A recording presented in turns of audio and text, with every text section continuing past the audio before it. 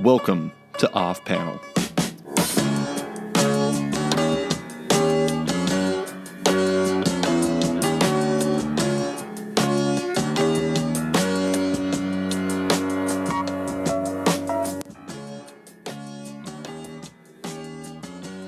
Yo everybody, welcome to Off Panel. I'm your host, David Harper, and this week's guest is the artist of Outcast from Image Skybound. It's Paul Azaceta. Thanks for coming on, Paul. No problem, and thanks for having me.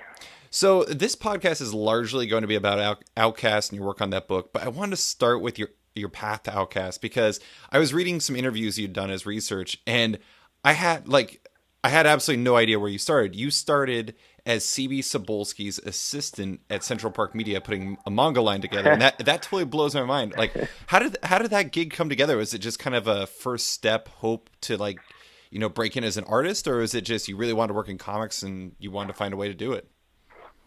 Yeah, wow, it's a blast from the past. It's been a while since I've been CB's assistant, but yeah, I mean that was the thing that was it just was kind of a happenstance thing in that my father knew a woman who worked at Central Park Media. Mm-hmm. And then so my father's friend, so she knew that his son wanted to, love comic books, wanted to be a comic book artist, because I've always wanted to be one. Mm-hmm. I guess, and so I guess when the position opened up in the manga line, she was like, oh well, I don't know, it was just kind of weird, serendipitous kind of thing like that would just, and then I ended up applying for the job, and then I got it, and then it was just a lot of like helping him out with scanning artwork and flipping artwork and things like that, whatever. But that was before I knew, CB was going to be CB also. Right. So I always tell people I knew him when he was nothing. Now he's a world traveler and all that stuff. And he's still a really good friend and stuff. And it was actually a really great time, working there, working for him and kind of learning a lot. So, I mean, even then you could see how CB was going to be who he was. Like, I always knew he was going to be I didn't know exactly what he was going to do, but he was definitely on his way to be like big in the industry, because even then when he was in a manga line, which was like kind of separate from Marvel, DC, the mainstream and all that stuff, he was making so many contacts, and even I met some people. I remember meeting even like Bendis and Mike Oming, back when they were doing just starting Powers, and when Bendis was doing Sam and Twitch with Alex Maleev, and like way back before even Bendis blew up really huge, and he was still doing like Jinx and his own stuff, and a few other people. So I going to conventions kind of with CB. I would just kind of follow him around and stuff. He's such a like social genius or something. I don't know, or like just so great at like schmoozing and all the other stuff that I just kind of absorbed what I could from him, and I still credit him a lot with like my ability to network and do all that stuff. I learned just from kind of following him around in those early years. Yeah, I mean, but it was a lot of fun. Yeah, he's kind of a perfect person to know, because I mean, a lot of people, I guess maybe people don't really know about it these days, but he used to do those like Chester Quest things where it'd like do the talent searches, and he found people like Sarah Pichelli and all kinds of other international artists. So like kind of getting to know him is like, I'm not saying that, it was by any way intent. There's no way you could have planned for like CB to become CB, and I'm going to jump onto that train, but he's a good person to know.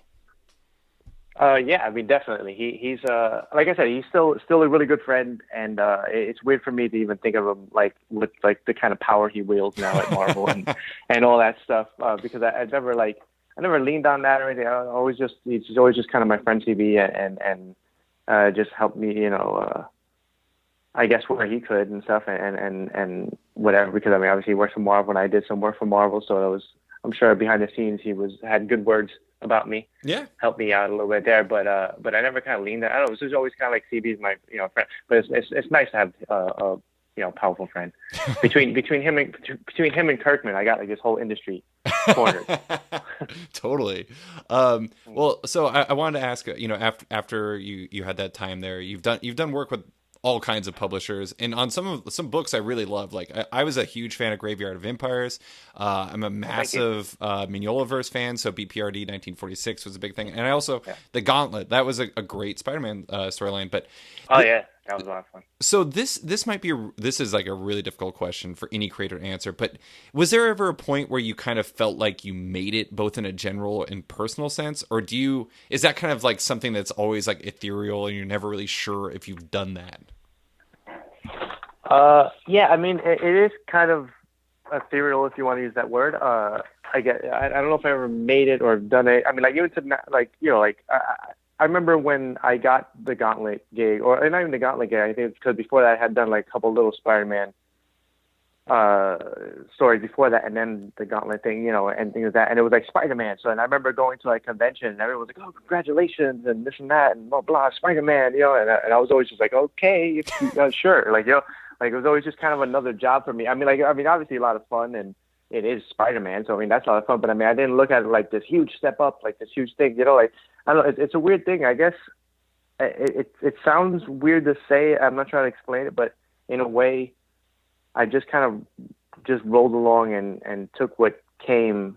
Like not just like whatever job they gave me kind of thing, but I just mean like whatever came was just like, oh yeah, well that's the next step. I kind of like always expected it in a way, but not in an ego way, like I'm amazing and of course I'm going to be the biggest thing since sliced bread or whatever, but just more in the sense of like, no, this is what I want to do and this is what I'm doing. So obviously it's going to be like, I'm going to get jobs and like it just never occurred to me like failure was not an option and not a thing. So when I kept getting, bigger jobs, better jobs and this and that, it was just always like, yeah, well, this is the road. You know what I mean? Like I never looked at it like it was like I made it or I'm not looking to make it or, I just want to kind of do this for the rest of my life, hopefully, and just keep kind of contributing to comics in general and all that stuff. So I just kind of like, it was just kind of like another step, I guess. And like I said, in the road, I guess is the best way to explain it. I'm trying to like be careful because I don't want to. I feel like if I say it a certain way, it's going to sound egotistical. I don't mean it that way at all. I'm definitely going to be. It's just that it would just ever since I was younger, something I wanted to do, and just for some reason, less ego, maybe just more stupidity that I just never thought that there was another option or like failure would happen or like somebody would turn me down. Like, well, no, obviously I'm going to do stuff. And people will give me jobs, and that's how this works, right? Like this is just the easiest thing ever, right? Yeah. Which it hasn't been, but but for some reason in my head, I just have like, I guess a childlike a view of it all, like that. I'm just like, yeah, this is what we do, Right. Well, I mean, I think, for somebody like me, for an outsider, you look at it as like, wow, he's on Spider-Man now. He's made it. But I mean, like for you, it's just kind of like, it's like jobs. It's like you're probably more focused on deadlines than you are on like, wow, I'm doing Spider-Man or wow, I'm doing BPRD or something like that. It's like, I have to get this in by Tuesday or I'm in trouble. Yeah, exactly. And yeah, I mean, I think for me too, even the Spider-Man stuff, as much as that was, it was like a chance to work with Wade.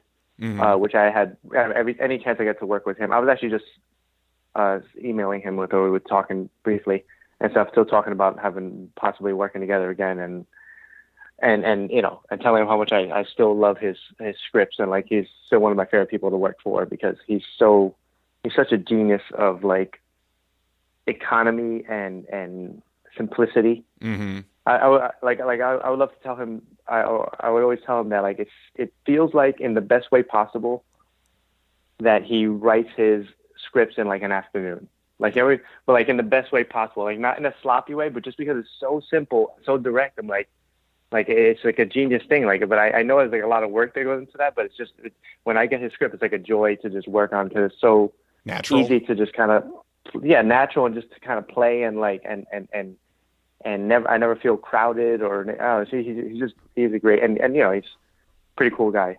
And you guys have all that, so. You worked you did Potter's Field together, and you did some Irredeemable too, didn't you? Well, I did. I actually did the character design of the main guy, and and Plutonian. What's his name? I forgot. I don't remember. It's been so long. I think it's the Plutonian. Yeah, it is. Okay, that's right. Good. I should know that. But I did the original character design for him and and stuff because it was kind of before they had the artist and before and they were kind of getting rolling. They wanted to do some promotional stuff, so they needed some kind of design, some kind of whatever. So and then so he asked me if I would like kind of contribute that. So I did that with Irredeemable. And then I eventually did a short story actually in the back of like a special. Mm-hmm. So I did a little bit of work, but it's mostly Peter Krause and Right. Well, I believe it's Peter Krause. So yeah. So I want to ask about your influences for a second, and not I don't want to be that guy who's like, tell me about your influences, but it was funny. But here you go. No, but I had this really funny thing that happened because when I prep for interviews, I always kind of, even though my wife doesn't read comics, I kind of bounce ideas off of her, and she started talking about, she was like, oh well, like I bet artists have like shelves near them where they turn to if there's inspiration, and it led me to like talk about how a lot of artists I've talked to have Alex Toth books near them, but weirdly, I told her, I was like, I don't know why, but just a read of your work, I didn't think you would have an Alex Toth book near you. And then I was reading an interview where you said, first and foremost, Alex Toth is your biggest influence. And I thought that was hilarious. I apparently am horrible at reading the art. So for a Philistine such as myself, how does Toth influence your art in a way that apparently I can't comprehend? Like, what is it about him that is such an inspiration to you? Well, first of all, I am literally holding a book right now. I wish we would do it. We're doing a Skype thing because then I would show it to you. Yeah. But there is a Toth book right here. It's the Bravo for Adventure Artist Edition, which is amazing. But yeah, Toth. I mean, Toth is how can I even explain it? I don't want to keep using the word genius for everybody, but he was just an amazing illustrator in the sense of his sense of design and simplicity and just storytelling, like the clarity of his storytelling without ever being bland or simple, in a kind of like obvious way or anything. Like he would always pick interesting angles, interesting depth to like every one of his panels, but then in the most simple way possible. And that's my main thing. The influence from him is that I love simplicity. I love when people can do things in 3 lines that takes other people, 20 lines or something like that. And he's like the epitome of that. Like he's like the pinnacle of that little, that mountain you want to climb, the simplicity. If that makes sense, and that's not too poetic. That makes total sense. But yeah, I mean, like he's like that guy. Like there's just no one who's done it as well as him. I feel anyway. And anyone who has done it even close is clearly just influenced by him and what and all that stuff. And it like I said, it's just an economy of line and clarity of storytelling without ever being boring and still dynamic in its design and use of blacks and everything like that. It's just something like it's the source of inspiration that I constantly try to draw from and whatever, because when I approach my work, I'm not. I never looked at myself like a what I like to call like a pretty inker. Sure.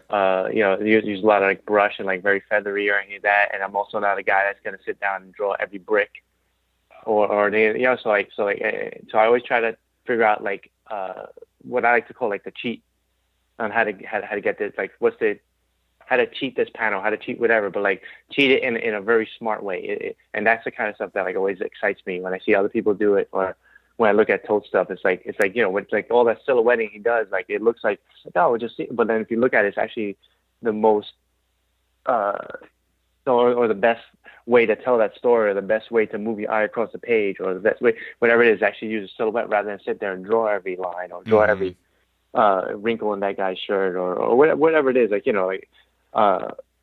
it's that kind of like creativity and simplicity that is just I try to strive for. So that's why, if that makes sense. Maybe I'm just rambling. No. I mean, it totally makes sense. It's and it seems like it's less of like an overt, like you're trying to ape him type of thing. It's more about like kind of using his art as like a guide on how you should approach your own art. Because it's like there's 2 things. Like the more simplistic it is, probably the cleaner the storytelling is. And even beyond that, you're on a book that has I counted it out. There's been 8 total, seemingly 8 or 9 skip months since you started Outcast. I imagine having like an economy of line and things like that helps you get through the issues a little bit faster and through the pages, through the panels and everything like that. I mean, yes and no. Yeah. It's don't tell Kirkman that. No, but I mean, yes, it does. But what I always think is like the time I save and like again drawing like every brick or every window or every whatever blade of grass or things like that, those kind of details, stuff like that. I usually try to take that time in thinking about the page and thinking about what I'm doing, making each line count. So it ends up kind of evening out at the end of the day, even though like, you know, like something looks very simple. Sometimes that hopefully, I mean, like what, you know, I mean, to go back to Toth or something, so it doesn't become about me because I'm not sure I'm always successful, but something like that would be so simple that you look at it, whether it's a silhouette or like just like a little detail here or there, a little highlight, and then that's it. And whatever, it looks like something that like, oh, it takes you 2 seconds. It's just a little but it's just a thought behind it where, and making it dynamic and composing the blacks in a way that really like takes a little more time than if I sat there and just drew it out, that would actually be faster sometimes because it's like, I don't have to think about it. I could just sit down. Okay, here you go. Like building, the guy standing in front of the building and there's a car and then thing done. You know what I mean? Mm-hmm.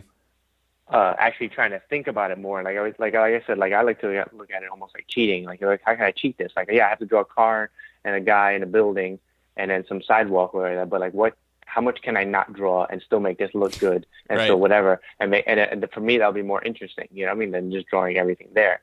So you figure out some weird, cool angle where you just get like a piece of a car, or silhouette the car, and then have the guy, and then have a big shadow across the building, and then like whatever it is, like to kind of like highlight him or frame him in the shadows, and then all of a sudden it's much more interesting. But I also save myself some drawing, But then like I said, but then the thought of trying to figure out exactly how to do that kind of balances out the time wise.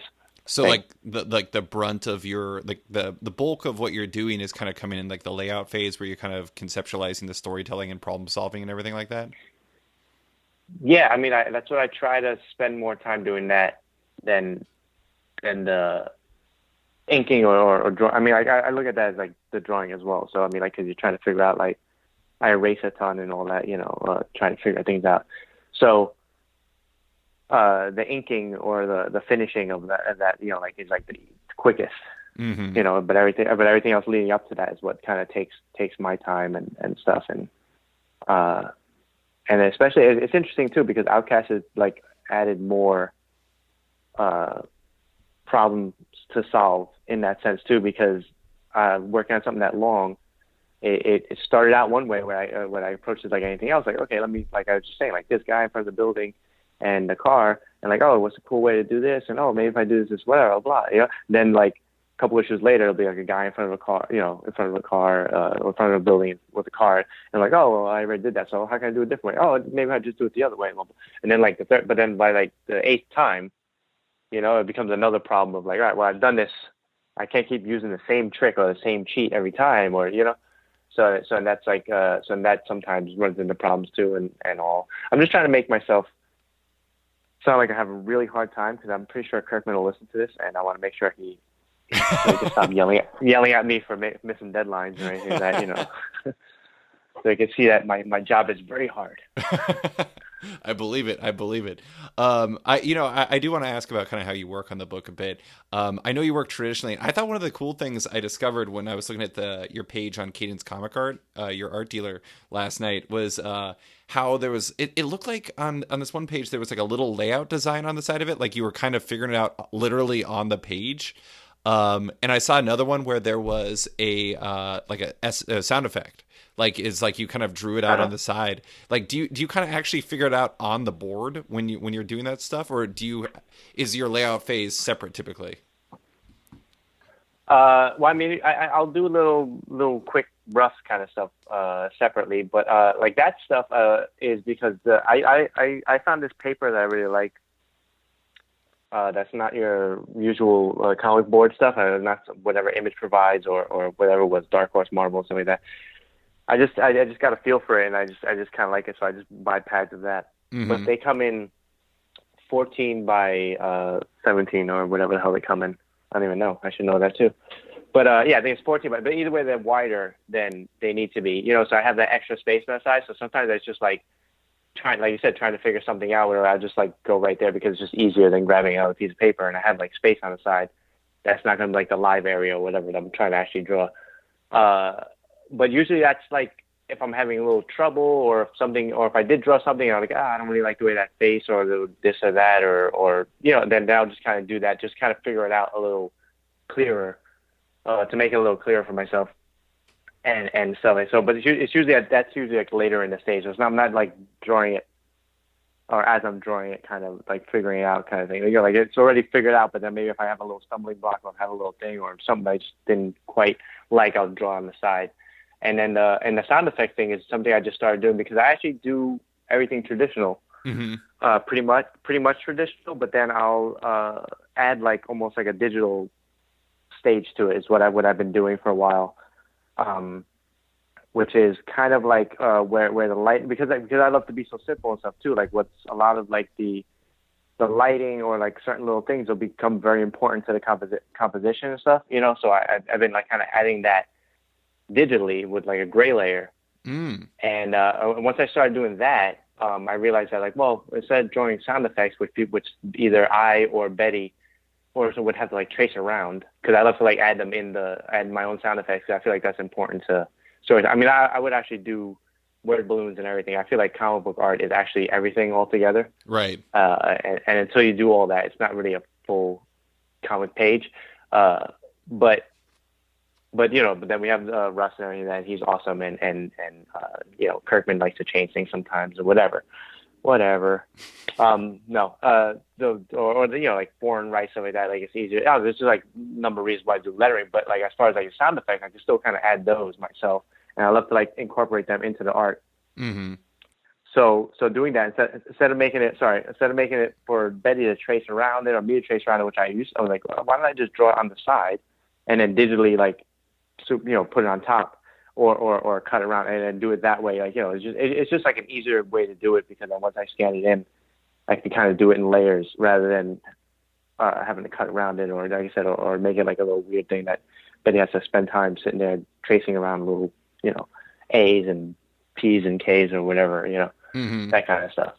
Yeah, I'm looking at issue 29 right now, and I'm looking at some of the stuff you've done, and I really like this stuff, because it's got like I don't know, whatever you chose to do that in has. Are you hand trying those? Is that just like, or is that like a font or something?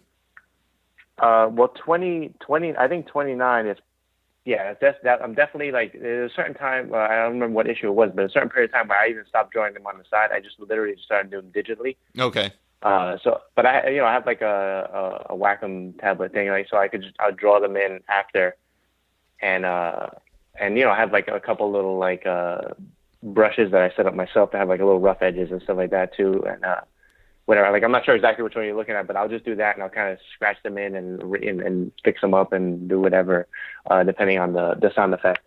But I started doing it like completely digitally after a little while, because I figured like I'm just trying to save myself as many steps as possible. Sure.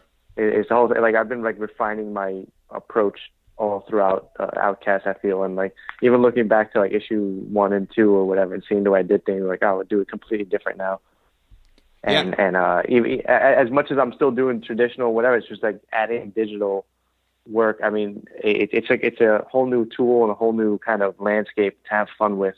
Mm-hmm. That I feel like is really important, because I always say, like, if Jack Kirby had digital, you know how many comic books he would get. He was already like pounding out, like 2-3 issues a month or whatever the hell he was doing. Right. But if he had digital, oh man, he would have been like, he would have jumped at the chance to have that. Like, because I don't understand people who are so strict on like, oh, it gotta be. I mean, like, I love getting my hands dirty and inking, so I will stick to traditional for that. But like, as far as like the final product and all that stuff, and like doing like I said, all the digital stuff I do, like I don't see any problem with that. Or people just going completely digital. I mean, I guess that's the future, and that's also like something that hasn't been done. You can kind of like do new things with that, things that people couldn't do before. So why wouldn't you do that? Like I said, if Jack Kirby could have done digital, he would have totally done digital. Mm. So this adherence to like sticking traditional, no, it has to be like, because that's the way like, people did it 50 years ago. Like, why would I do anything the way someone did it 50 years ago? Yeah. Like when I have new tools, like that doesn't make sense to me at all. So like I've been trying to like incorporate all these things, and like and I still love traditional, or like at least getting my hands dirty and drawing on paper. Yeah. So I do that a lot. So I'm never like leave that, but incorporating all the digital stuff is like really something that's like become a lot of fun for me. And hopefully I'm helping push the medium somehow. Yeah.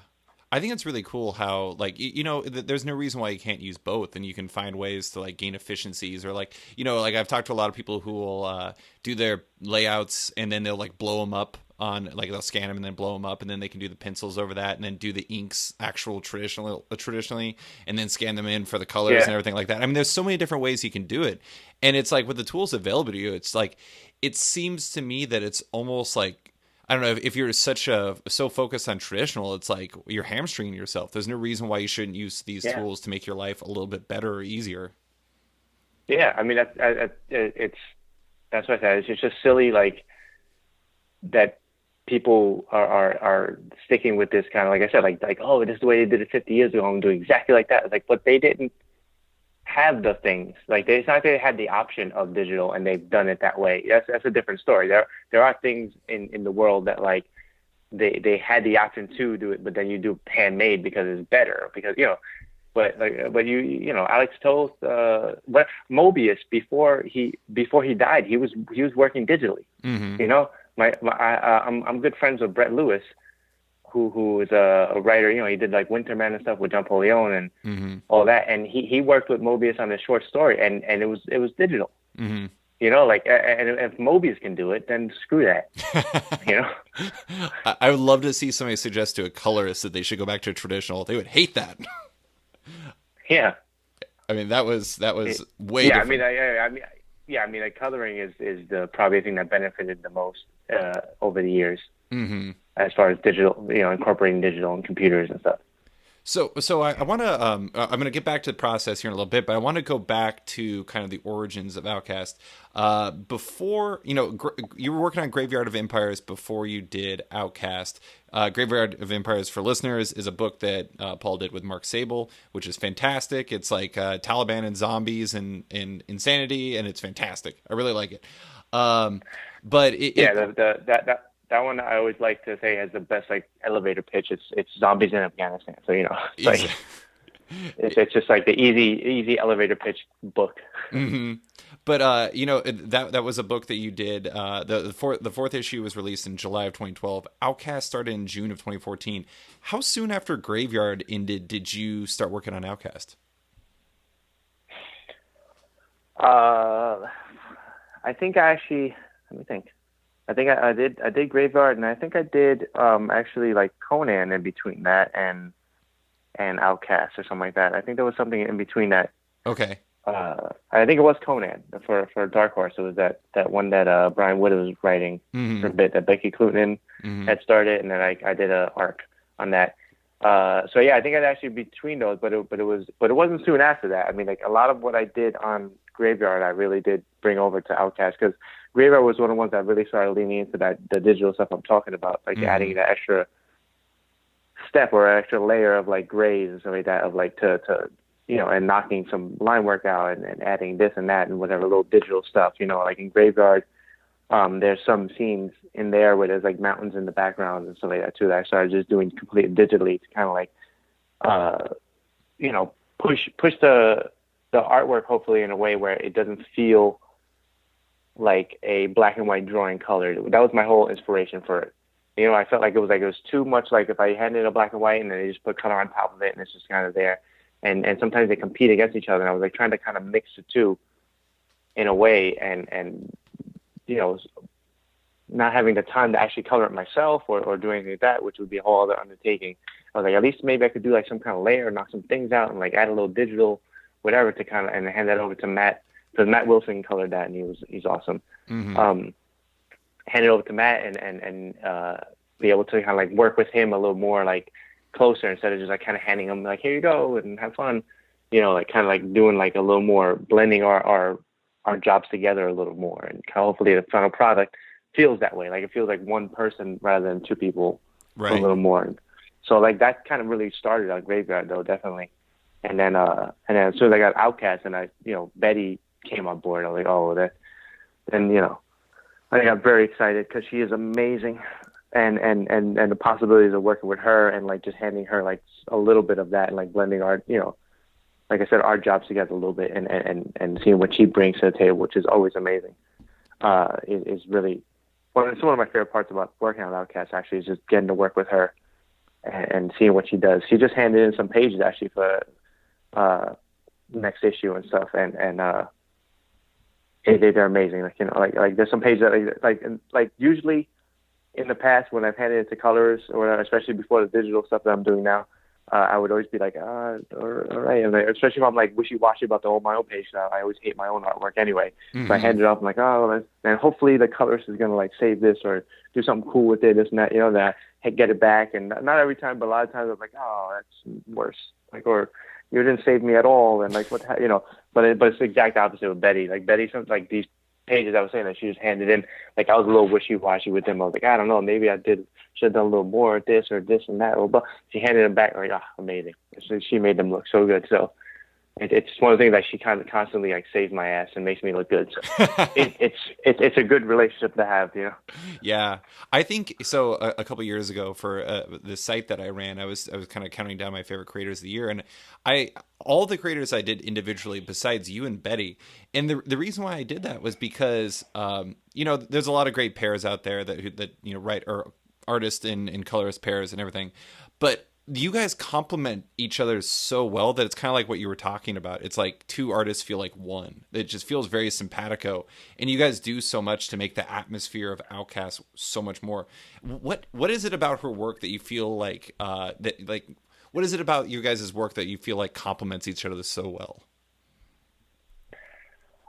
Well, I mean, first of all, I mean, from my end, I think my kind of I was gonna say obsession. I don't know if it's obsession, but my main goal of my artwork being this simple approach and simplicity and this and that. Like it really takes, I feel like, a certain kind of colorist or a certain kind of approach to coloring, at least, that can kind of bring out what I'm trying to do mm-hmm. in the black and white work, and not kind of compete against it or not let it shine for what it is. So I think there's a lot of that, and there's a lot of like I had to learn like throughout my career and stuff, because I mean, like you know, aside from just failing at me doing what I was trying to get across and this and that, so I don't put it on like all the colorists or anything like that. But there's you know, a lot of like trial and error. A lot of times, like you know, unfortunately, my trial and error is like printed for everyone to see. Mm-hmm. But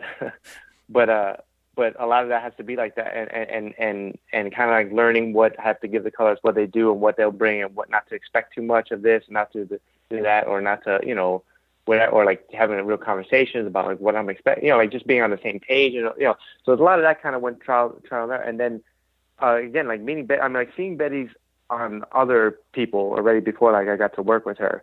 I was already convinced that she's amazing, because her palette choice and her approaches were always graphic, like, mm-hmm. which is what I love. They weren't you know, overly rendered or rendered a lot even at all.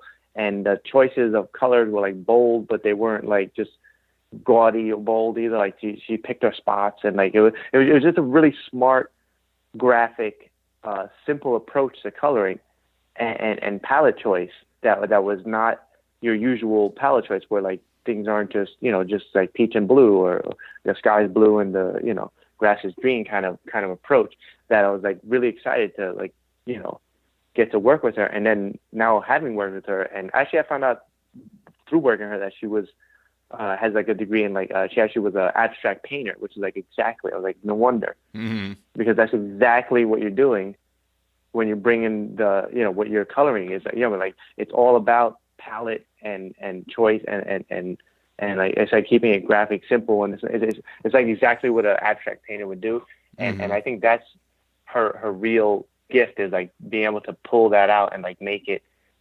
awesome in an unusual way too, like where it's not the usual colors you would choose. There's stuff she used, like she'll use like greens and blues and ways I haven't seen other people do, and light a scene in a way, you know, like I said, I'll hand her stuff like where there's like I'll do some cuts or whatever on the characters, put like you know, the lighting on from the window here, so I want to do like a couple like things on the character, make sure that she knows that there's a strong light coming through that window or whatever. But then the way the palette she chooses for, you know, is like amazing, you know. Like we talked a lot in the beginning about that. Just figuring out what it like. I always said like because I knew the TV show was coming. Mm-hmm. When I signed on, so I knew, even though there was nothing at all, like it wasn't actually set, but it was like coming, and I was like I had a pretty good idea because of who Kirkman is, that it was going to happen. Mm-hmm. So because the wheels were in motion, kind of thing. So I'm like, well, I know what I could kind of see what they would do visually with the book, or how they would translate, like whatever I give them or whatever, they're going to translate this way. But there's only so much you could do visually, and knowing the way TV shows are and stuff like that. Like we got to make sure this is a comic book. Mm-hmm. It was the main thing. So I started pointing to Suspiria, some what's the name, Dario Argento, that great horror Italian director. Mm-hmm. So where he would use reds, and he used it, and that's what I kind of was telling her, like, I want to make this a comic book. Like, it's not, I don't, just because it's a horror thing, I don't want to make it just dreary and drab and just muted colors and stuff, like we'll definitely have that in there, but then like pops of like whatever, reds and this and that, and then you can see even in the first issue, she started putting like pinks and all this stuff like that. And it was amazing. And ever since then, I was like so happy that she like got exactly what I was going for, and she was having fun with it. And then, ever since then, it's just been like so much fun to see what she comes up with and how she does that kind of like what I like that original philosophy kind of, if you want to call it that we talked about, which was like this, keeping everything kind of muted and graphic and simple, but then having these pops of colors and making sure like it feels like a comic book still, like stuff that they're not going to be able to do on the TV. It's not going to be, or anyone, a movie or whatever, it's stuff that like makes it a comic book and kind of puts forth the argument of why it is a comic book and why it's not just why don't we just take like the TV show and just draw that or whatever, so that was my main goal in that, and our conversation, and her just kind of getting it from the get-go is I think one of the reasons why the book is so successful. Yeah, no, visually. Absolutely. I mean, you guys are a phenomenal pair. One thing I really like about her work, and like I'm trying to, I wish I had more of the comics around me, but I feel like sometimes it's like she kind of pops her colors outside of your lines to give it some more emphasis, and it kind of makes sense for like, there's like possession and there's all kinds of different things like that, but there's something about it that brings a real energy to the page and really complements your stuff really nicely. But yeah, I mean, yeah. You guys are a killer pair. Yeah, I mean, that's the kind of thing like we've been, because I'll still talk with her, like admittedly now we don't talk as much, at least about that kind of stuff, because we just kind of fall into the rhythm and we kind of know the visual look of the book, and but I mean, that's the kind of stuff we talk about, like just bringing that kind of stuff, and the kind of stuff I try to tell her, like, hey, why don't we do this? Why don't we play with that? And I was like, like some of the outside the line stuff, I remember thinking, like, oh, it'd be fun if we start adding that like on action scenes, like, so when I was throwing a punch, like the colors actually like blurring out, almost like is what the original inspiration for that was, so like it kind of makes it like gives a little more motion to it and a little more whatever, and like I feel like my art being the way it is, like it lends itself to that kind of graphic feel, like I try not to make like too many blends or anything, or we don't have any of that in the book. It's more just like either like on or off almost, like so when things are everything has a hard edge to it, so even when you have like something that's like should be a gradient, it'll actually be like maybe 2 or 3 colors with like hard edges, and so I had 2, and like keeping a graphic feel for it, and like just playing around with all that kind of stuff is like is been fun, and having somebody like Betty who can like not only handle that stuff that like comes out of my head, but actually take it and like 2-3 steps further and making it like even more awesome than I was thinking in my head is like it's a joy, and I wish she would win all the Eisners. I agree. I mean, she is just absolutely incredible. And actually, a really good example of the outside the lines thing I was talking about is my favorite cover of the entire series is number 20. I don't know if you recall that one off the top of the head, but it's well, I mean, I don't remember exactly which one was 20, but it's Kyle. It's Allison and Amber walking down the street and like during the winter, and there's like everybody's staring at him, and Amber is like, okay, she's colored red out, but like it's just kind of all over the place, and it's just kind of emphasizing that she's different, and it's just a really really nice touch, and I love that cover in general. But you guys do work together on the covers, right? Yeah, definitely. I mean, like those, yeah, that's another covers are a great example too of like Betty being amazing. Like, I mean, like, I definitely, with the covers, I definitely like I'll do a rough with like some color ideas or whatever, you know, but then like hand it off to her, like, but they're like very simple and rough, and I'll just kind of hand it on like, here's what I was thinking of. And then sometimes she'll come back with that, but like better than I did it, obviously, because it's rough and nonsense. Or sometimes she'll even come back with different, like there's a different palette, and that's even better. I'm like, oh, it's even better. And I was my crappy little rough and like my, you know, my idea of like this and that. And yeah, I mean, that cover in particular, I remember it was, I mean, Kirkman will kind of give me, because being the cover is so far in advance and stuff, he'll kind of like just give me a quick description about like, oh, well, that issue is going to be about this. And I was thinking maybe something like this, you know, like Amber's on the cover with Allison and they're walking and like, you know, through a park or something like that or whatever. I feel like how the description was. And then, but then everyone's kind of looking at Amber because, you know, in a creepy way or whatever. Right. Of course, it's a creepy way because it's Outcast. So, you know, so something like that. And I'm like, okay, so I tried to figure out a way to do it. So now what I tried to do was just, like you said, like highlight her. So I would just kind of make her color or something like that, and then keep everything else like very muted and almost the same color. You know, like I think I actually like the rough I gave her might have had that red, but then I just like everything else was just like a flat gray or something like that. Like, you know, and when I say rough, I mean literally like a stick figure rough thing. Like it's not like it doesn't look anything like the final cover. Right. But it would just be like gray with like, but I was like, it'd be cool just to like have her in like a bold color, like a red or something like that, whatever. And just, you know, and then I'll do the cover and then do what I, you know, a little bit of gray stuff, what I said, and then hand it off to her. And then she, you know, works her magic and makes it awesome. So, there's great cover. I mean, that's the other thing, with covers, it's been a lot of fun. That's another thing I've never done to this extent in my career. Such a long run. Yeah, I mean, like I've done some covers here and there and something like that, but this is like I do every cover for, you know, every issue. It's been it's been almost 30 issues out now, right? And then, you know, and I'm working on the next whatever 5 and so. So I try to keep them really graphic and simple and the same kind of philosophy, but being that it's a single illustration, I could kind of like really play and really push the artwork in ways that I wouldn't necessarily be able to do in the inside because there's a visual language kind of already established in the book, you know. So like I kind of play with things, and I tried to do it even early on. I mean, like I think it's issue 3. I forget now. It's been so long, but but anyway, the issue with the 2 faces, and it's like an orange cover, and it has like 2 faces, and it's Kyle and Allison like look like they're gonna kiss and stuff, and it's like my wife's favorite cover, because it's the one that's like looks almost like a sweet cover. Yeah. But that one is just like literally like a simple outline here. They was kind of inspired by Bob Peak and stuff like that too. But that was something that I was hoping that Kirkman would go for.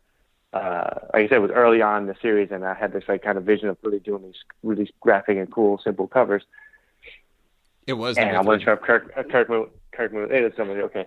And then and he was on board, which I was really happy about. And then Betty, like, you know, with her great palette and stuff like that, and even a simple thing like that, like just exact right choice of colors, made it look awesome. And then ever since then, stuff too, especially, I've been trying to keep them simple and graphic. And what I do is I use like different layers and all kind of nonsense. Like I'll do them traditionally. I'll draw them out, but like they'll be just like in layer. Like my art dealer hates that because he's like, oh, we can't sell that. You know, we can't sell it. It's not like it's just a bunch of scraps of paper. I'm like, I don't know, but that's how I did the cover. Yeah. But so to do all that kind of stuff. So a lot of times too, like because it's in layers and this and that, I'm trying to like have different elements and graphic work. I'll hand that over to Betty, and I'm like, oh man, I hope she can even understand what the hell I'm trying to do here. And sure enough, like it's amazing. You know, like there's I wish I could remember what number it is. But there's a cover where it's Kyle in front of the gas station in the rain. It might be like 11 or something. I'm just taking a guess at now. Him right now. I'll tell you here in a second. Might be like, it's number 8.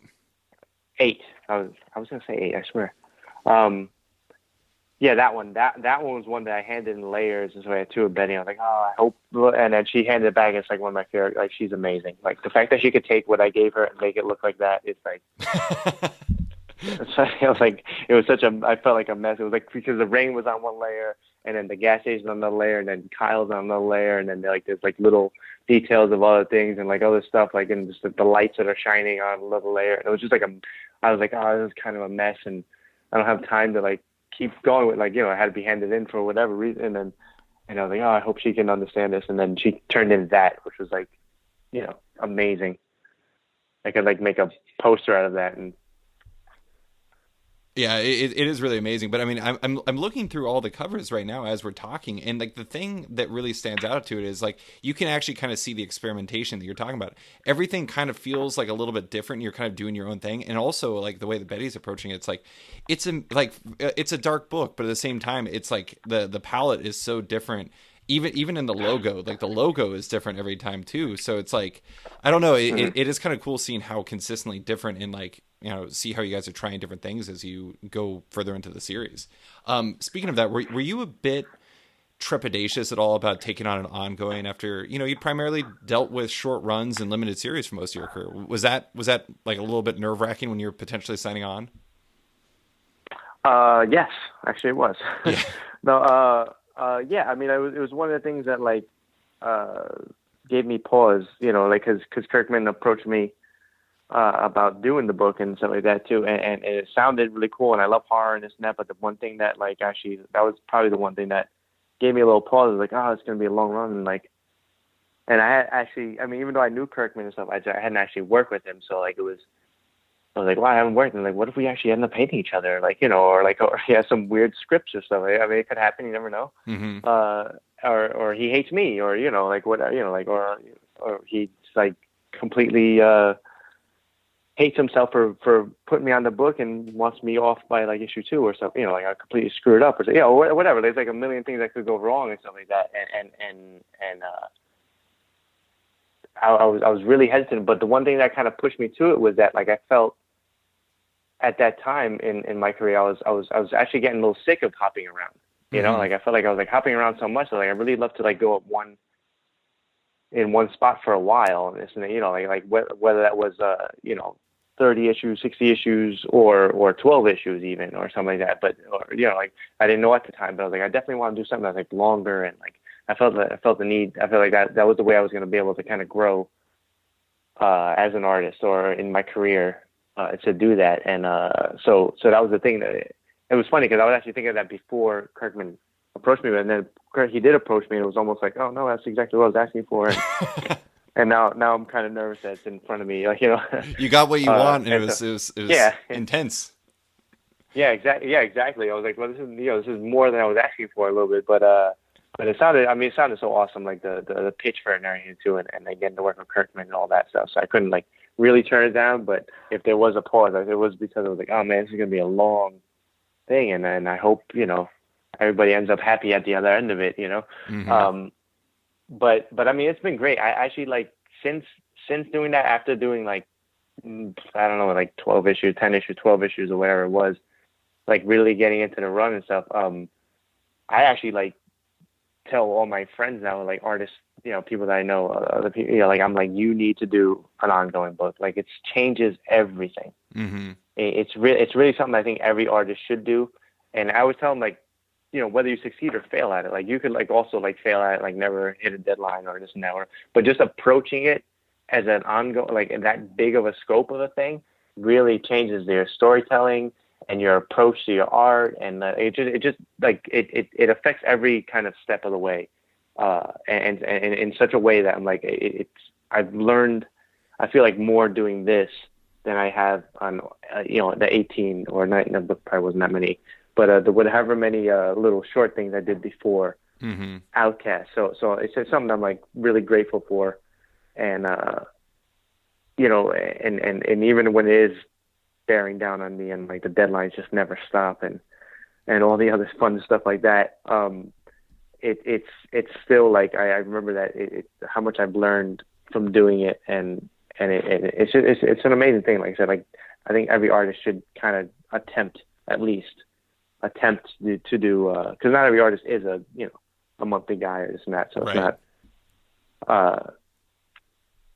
something for everyone, but I think they should at least attempt it, because it really changes like at least for me, I don't know. I feel like every artist can benefit, but speaking for myself, I've learned a lot doing a long book like this and approaching it and how to do it. And like I said, like I've evolved, like I said, like looking back on issue 1 and how I approached that and how I'm doing stuff now, and just from all sides, whether it's storytelling or actual creating the artwork, both traditionally and digitally, adding all that stuff and just just everything. It's just an amazing experience. So I think everyone can benefit from that. Mm-hmm.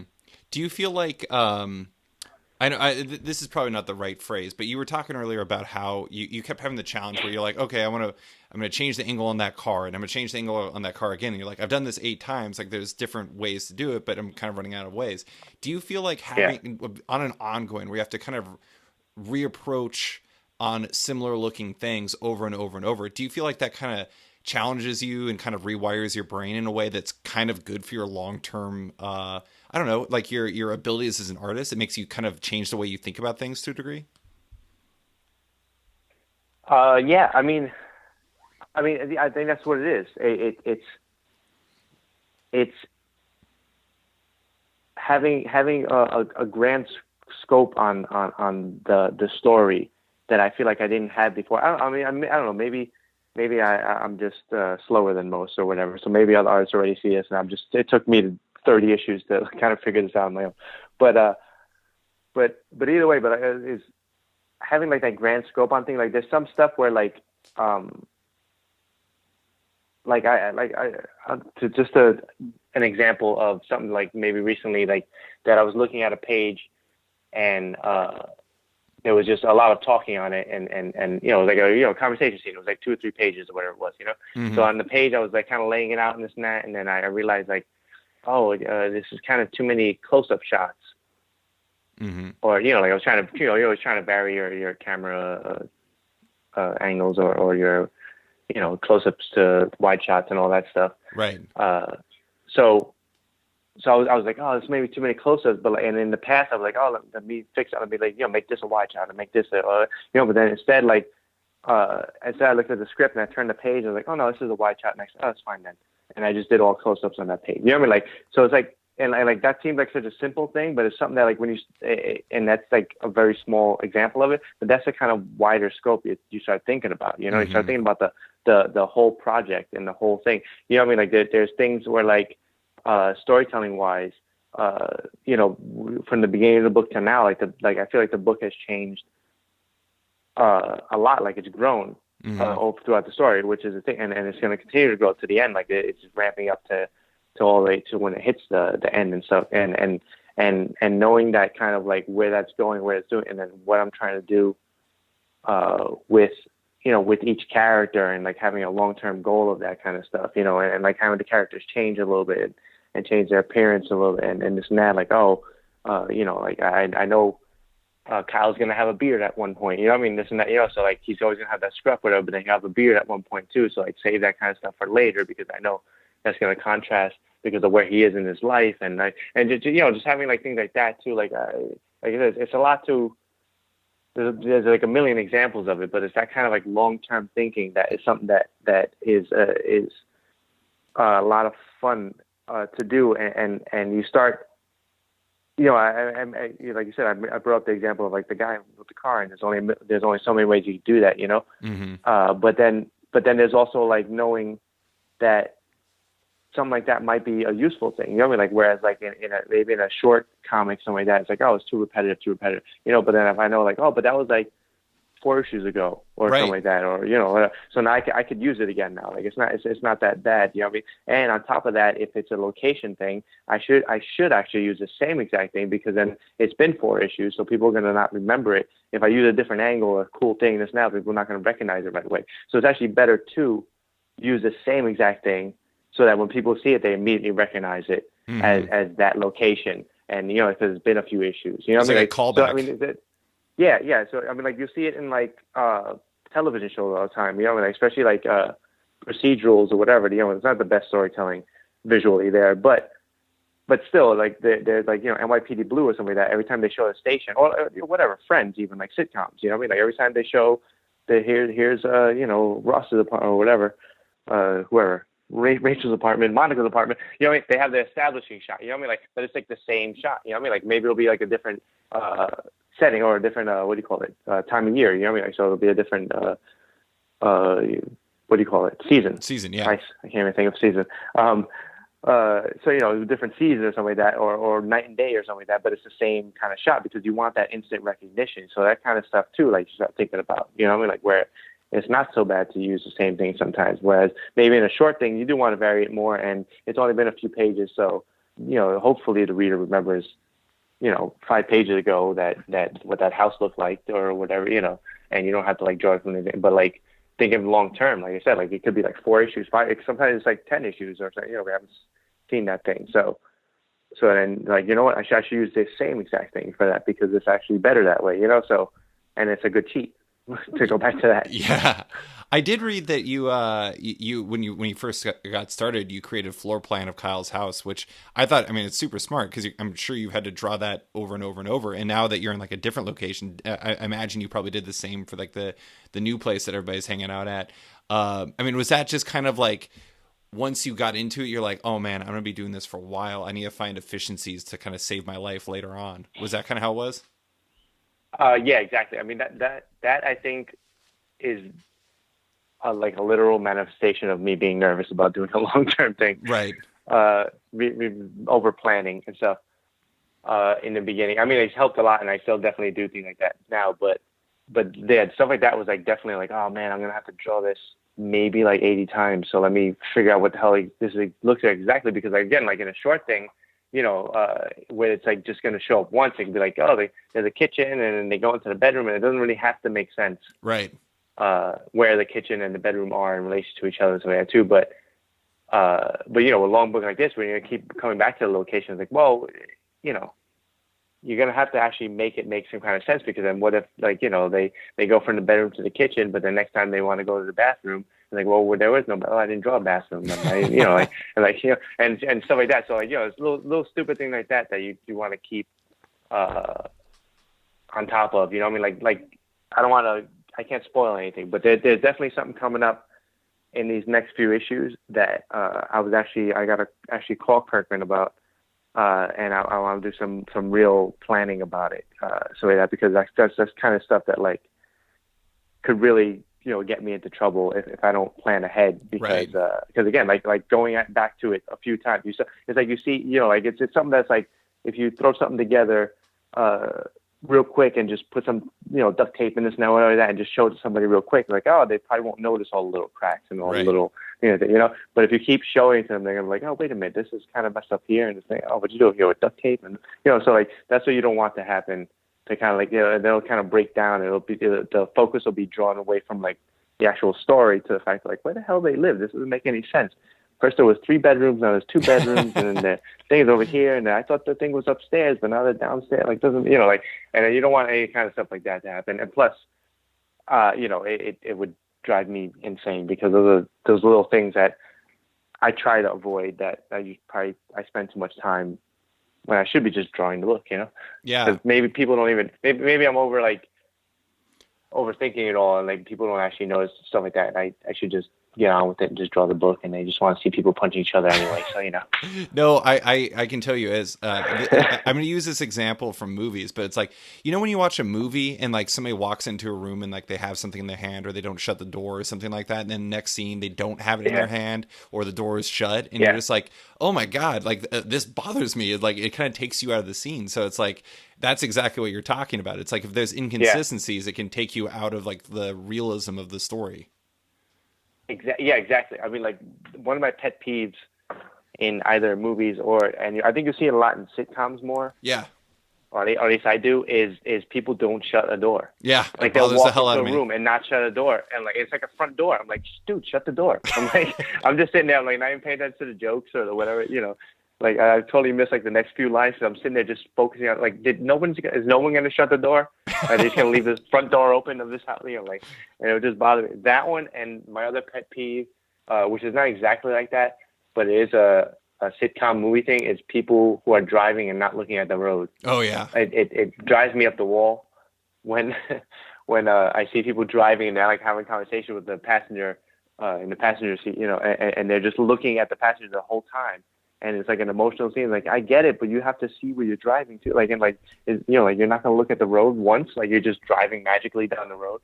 Like, I don't know about other people, but I can't like look away for more than a second, or I'll look down at something, or I'll look over, as I'm talking. But I'm mostly looking at the road. I'm trying to see where I'm going. Right. I don't want to hit anything, or anybody.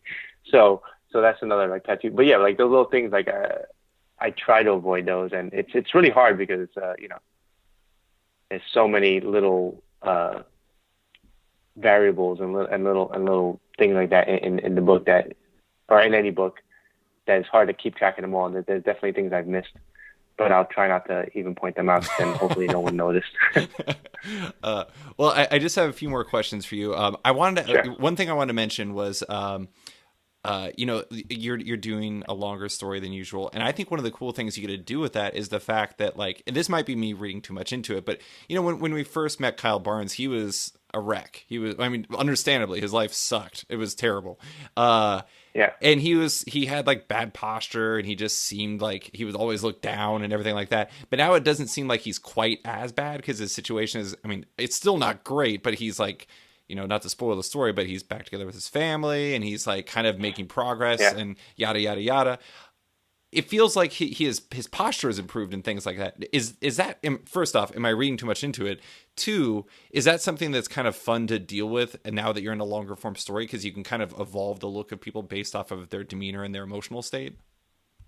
Yeah, that's actually a great example of what exactly I was talking about, which is that knowing where he was going to go and who he's kind of going to become, at least going to try to become, or just not. Like, I kind of do that. I think there was two. I could point to two things just off the top of my head. One was, or a couple of things. One with Kyle is, like you said, his posture and this and that, and he would always. I would always try to keep him kind of like not at the forefront of things, and not like, or kind of like slinking back and not really like in the command. Like if he walks into a room, he'll walk in and kind of like slink off to the corner rather than walk into a room. But now that he's like kind of got a handle on things and taking a more proactive role, and like there's been moments where he's had like he thinks he's understanding what's happening, and he's like getting courage to fight against it. So like that, I have kind of like changed his, like you said, like his body language, so like that. And on top of that too, when you first meet him, this was like a quicker change, but still, when you first meet him, he was also skinnier. Yeah. And he was in malnutrition. But then as soon as he started like kind of starting to really, get into it, or like as soon as the book really started, and then all of a sudden like he had like a little more weight to him and stuff like that too. Like he didn't look so like pathetically weak or whatever. So I kind of give him a little more, this and that. And I remember like another thing I tried to do in the beginning was Reverend Anderson was always the guy that had like this courage and like the belief, and then he's like, we got to do this and we got to do that, whatever. So like if you look at those early scenes, especially, like he's always behind Reverend Anderson. Right. Like his Reverend Anderson's always kind of the one leading the way, and then his belief, and then Kyle's always like, I don't know, this is kind of weird, and I don't know if you know what you're talking about and whatever. So he's always kind of behind them, but then like roles have reversed. And as I said, then some scenes later where like he will be in front and Reverend Anderson be in back, and like, because then all of a sudden Reverend Anderson's beliefs have been shattered or shaken, and he starts like how So there's definitely stuff like that. That's like, again, like that kind of stuff is the stuff that I would never have learned or been able to do. I'm not even sure I was completely successful in this book, but I've learned about it at least. So my next stuff, I could really start incorporating that stuff, and that to me is the most fun about doing comic books. It's the reason I'm not an illustrator or a painter or anything else, is because of the single image. It's like, this is so much layers and complexity, and everything that you could kind of keep adding to and adding, and doing it for a long period of time. And whether it's a 30-issue run or even like a mini series, but even the mini series, like that's like, a good chunk of work and pages that you could kind of get into and add layers and complexity to it, and do all that kind of stuff I just don't feel like I get from, other forms of art. Like for me, I'm not to put down anything else, but I'm biased and I love comic books, so Yeah, that's my opinion. Yeah. Just two more questions for you. One I want to ask about is, you have the book is I mentioned earlier has just phenomenal atmosphere, and one of the things, and that gets the control you have for the pacing of the book is a big part of that. And one of the things I think is really interesting is the inset panels that have been kind of run throughout the entire series. I've always wondered about the origins of those. Like, was that something that Robert just put in the script, or was that something you guys figured out together, or was that something you added, or what is the origin of those inset panels? Because it's not something you see elsewhere that often. Yeah, I mean that's Robert. Yeah. I would love to take more credit for that then, because people definitely have really dug the inset panels and everything too. But yeah, it's definitely Robert. He actually puts them in the script and everything. And I mean, at best I could say that there's times when I change inset panels to like something different, or added one, or this and that, things like that. But it's really him in the script. Right? It was something that we talked about early on, like when he was first before he even gave me like the script for issue one, already. He was talking about like the language of the book, and then I was telling him like, well, I was thinking this, and like kind of stuff I was telling you early visually with the graphic and keeping it like comic book and whatever. And he was saying that he wanted to add these little inset panels and stuff because he loves like the stuff like the classic example of Mignola with like the bird, like he'll like take a panel to do like just on a statue or on a little bird, or there's atmospheric panels like that, But he said he wanted to do it in a way that wasn't gonna interfere with the narrative in a way though. Like whereas like Mignola's a genius and it doesn't interfere with his narrative at all. But in a long-term book like this, I don't know, like just adding a little panel like that, like gonna interrupt the flow maybe or something like that or whatever. So he wanted to do it in a way where it didn't do that. So he just kind of add these things. They were supposed to be almost like just float, like the way he had originally described it, just kind of floating on top of the page. Sure. Like almost like you could just take them out and it doesn't really matter. And you'll still get the narrative, you'll still get the story, so everything's still there. But then you just kind of add these little panels kind of floating on top of them, and to add these little moments, these little things, that add a little extra atmosphere and stuff, Mm-hmm. And then I kind of went back and I started trying to figure out like what is the actual language of them, and I kind of figured out like how to use them and how to best to incorporate them in a way. And when I figured that out, then we were kind of off.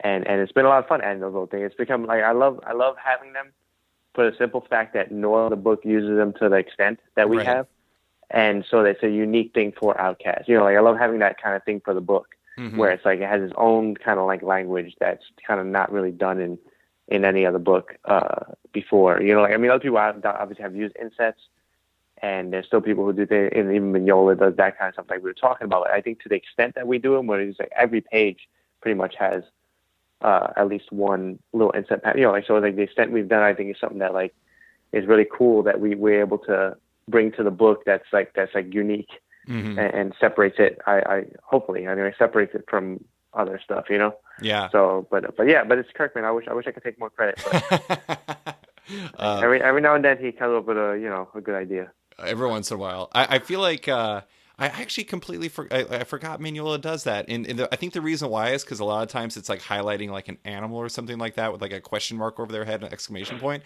So I always like think about things like that instead of the inset panel. I'm like, oh man, that's always such a quintessentially Mignola thing that like I even forgot that it was in an inset panel to begin with. It like I'd say he's a master at it. I mean, like he's able to do it in a way where like it's still completely incorporated into the page or the story, but then it's like it doesn't detract from the narrative, but it just adds to it. But then it does, it takes a real skill to do that. And actually, it's probably better that we do the instant panels, because to do it, for me doing it over a long term like this, I would probably be racking my brain trying to figure out like ways to kind of incorporate it without ruining the narrative and all that stuff. So probably saves me time. Just throwing them on top kind of thing. Yeah. Well, the last question I have for you is not related to Outcast at all. It's probably the toughest question to answer.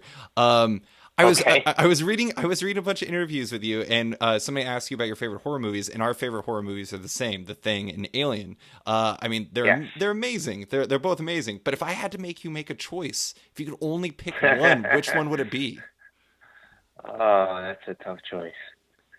I'll say for the record, I am not good at picking the best or my favorite stuff. I always have like my favorites of things, but I'm never good. But I'll try. For the record, I just like to say like I love those two in particular because that's my favorite kind of horror. I actually just realized recently that the video game stuff called survival horror. Mm-hmm.